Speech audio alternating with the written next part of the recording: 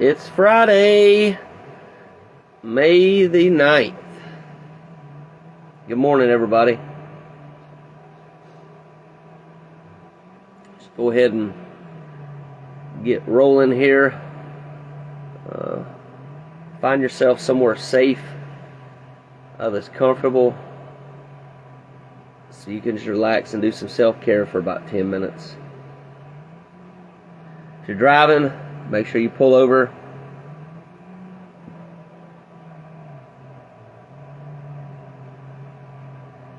And whenever you're ready, go ahead and close your eyes.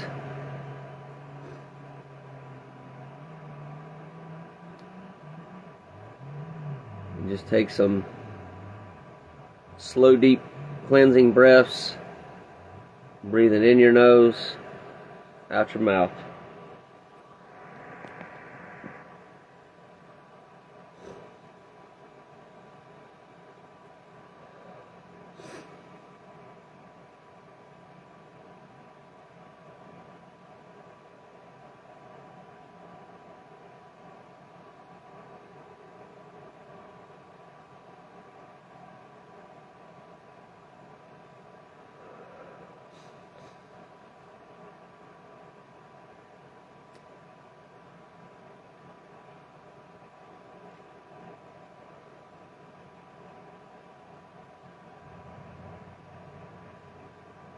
Just focus on being present, not worrying about the future, not regretting anything from the past.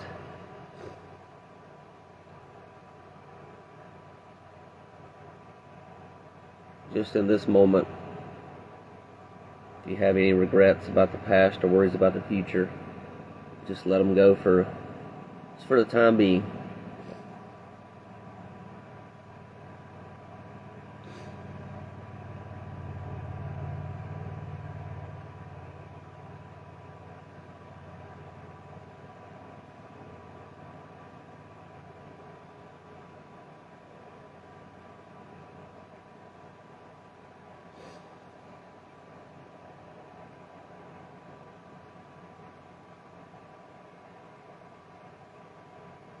And one more breath and we'll do the full serenity prayer today. Just breathe in deeply. On the exhale, audibly let it out. And release any stress. Let go of any of that if you have any. Stress, tension, worries.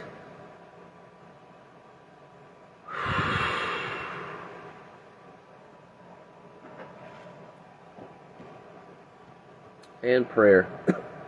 God, grant me the serenity to accept the things that I cannot change, courage to change the things that I can, the wisdom to know the difference, living one day at a time, enjoying one moment at a time, accepting hardships as the pathway to peace,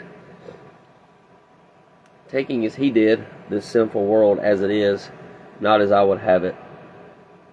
Trusting that He will make all things right if I surrender to His will, so that I may be reasonably happy in this life and supremely happy with Him forever and ever in the next.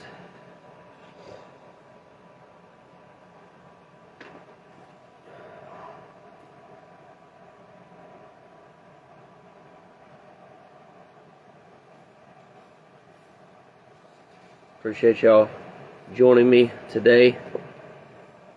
Those of you not on here right now, I'm sure you'll catch it when you can.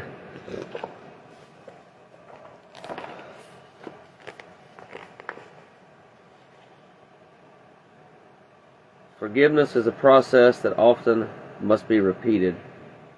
Even when I've worked through my feelings and forgiven someone who has hurt me, including myself, I may find pain from old wounds resurfacing. This signals me that it's time to do a spot check inventory and run the resentment through the steps again.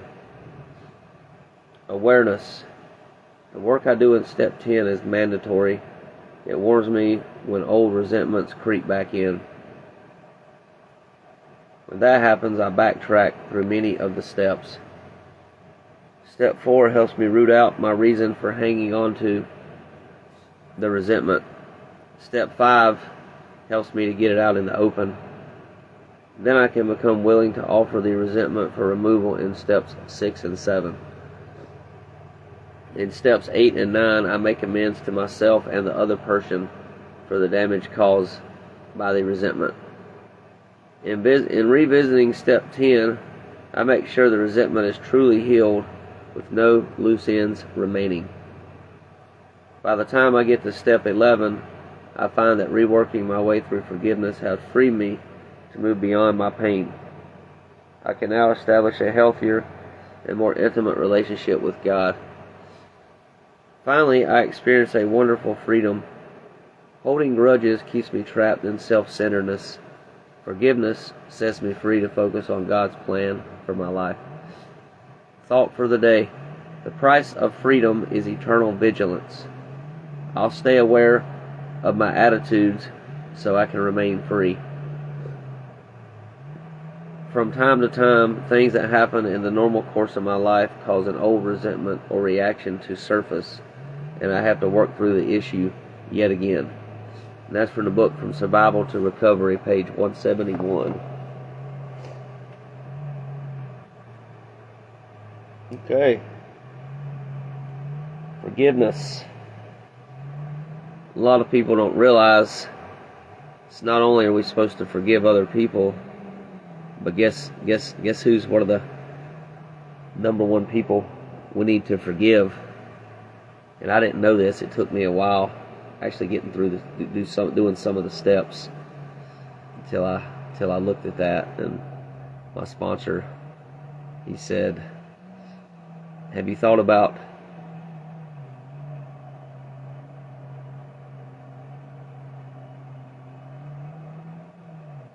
yourself?" We don't realize a lot of times we need to forgive ourselves. We did the best we could, right? So anyway, hey Crudy, good morning, doing good. How are you? Hope everybody has a great weekend. More than likely, I'm not really completely sure yet if I'll be doing an actual live podcast tomorrow and Sunday. It just depends. I'm pretty sure I will, but I'm actually going on a little bit of a road trip. It's really just for probably 36 hours. Me and a friend of mine, I should say. So gonna be pretty busy with that. So gonna be a lot of driving. So, but anyway, y'all take care. God bless, and peace and love. Look forward to seeing y'all sometime soon. Bye for now.